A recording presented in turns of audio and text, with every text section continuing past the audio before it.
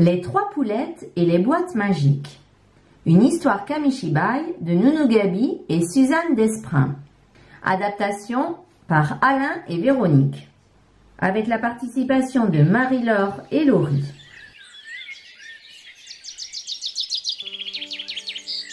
Aujourd'hui, chaque poulette fabrique une belle boîte décorée avec des fleurs et de jolies feuilles. Vous pourrez mettre dedans ce qui vous donne de la joie, leur dit Nounou Coccinelle. Pour l'ouvrir, il faudra prononcer une formule magique. Ouvre-toi, ma petite boîte.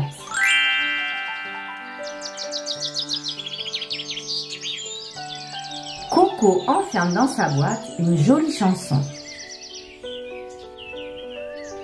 Loulou installe dans la sienne une histoire Kamishibai. Chacha y met un livre.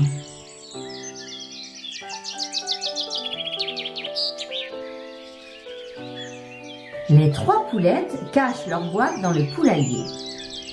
Il ne faudrait pas que Poil-Roux, le méchant renard, les vole.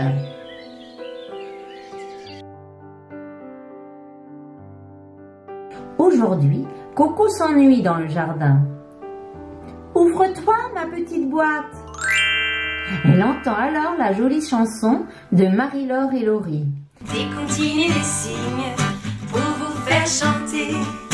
Décontinez les signes pour vous amuser. Décontinez les signes pour apprendre à signer. Décontinez les signes pour vous faire danser. Coco est maintenant toute joyeuse.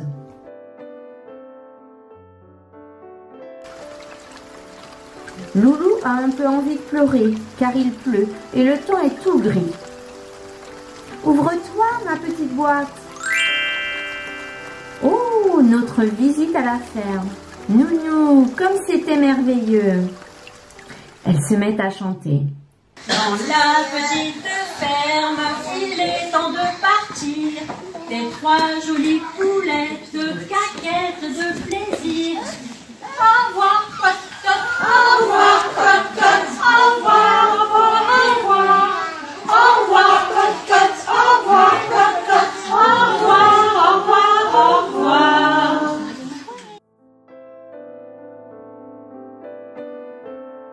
Chacha se sent aussi un peu triste. Ouvre-toi, ma petite boîte. Elle écoute l'histoire racontée par la maîtresse Véronique, juste un petit bout. Ça y est, l'hiver est là. Léa a bien chaud avec sa longue écharpe. Donne-moi un petit bout de ton écharpe, lui demande l'oiseau. J'ai tellement froid. C'est extraordinaire. Chacha se sent elle aussi toute joyeuse. Nos boîtes sont vraiment magiques. Elles nous rendent heureuses quand nous sommes tristes, disent les trois poulettes.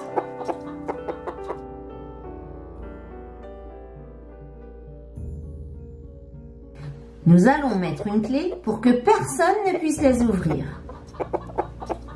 Attention, Poil-Roux s'est caché et il les a entendus.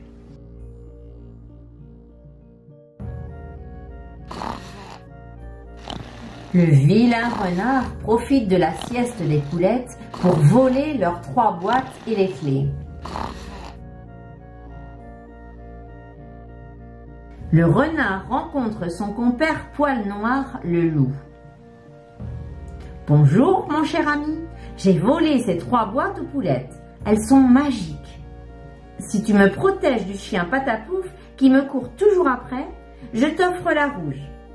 Elle te rendra joyeux. » « D'accord, donne-la-moi, vite !» Poil Noir part à toute vitesse pour trouver un petit coin tranquille. « J'ai mal à une oreille, cela va me soigner. » Toc, toc, toc, il tape le couvercle de la boîte avec sa patte. Mais elle ne s'ouvre pas. Il prend un gros caillou et frappe la boîte. Mais elle est solide et tient bon. Furieux, il retourne voir le renard.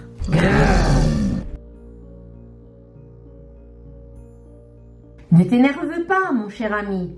Tu es parti tellement vite que je n'ai pas eu le temps de te donner la clé pour ouvrir la boîte.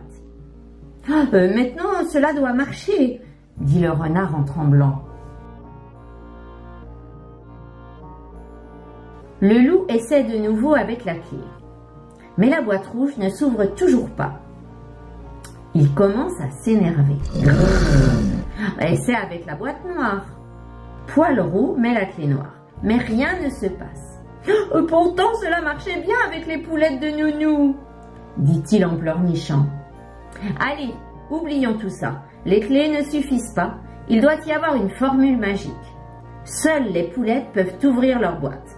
Alors, ramène-les, dit Poil-Noir. Poil-Roux, tout penaud, rend les boîtes aux poulettes. Elles sont très contentes de retrouver leur trésor. Poil-Roux, lui, est très triste. Fabrique donc ta propre boîte, lui dit Nounou Coccinelle.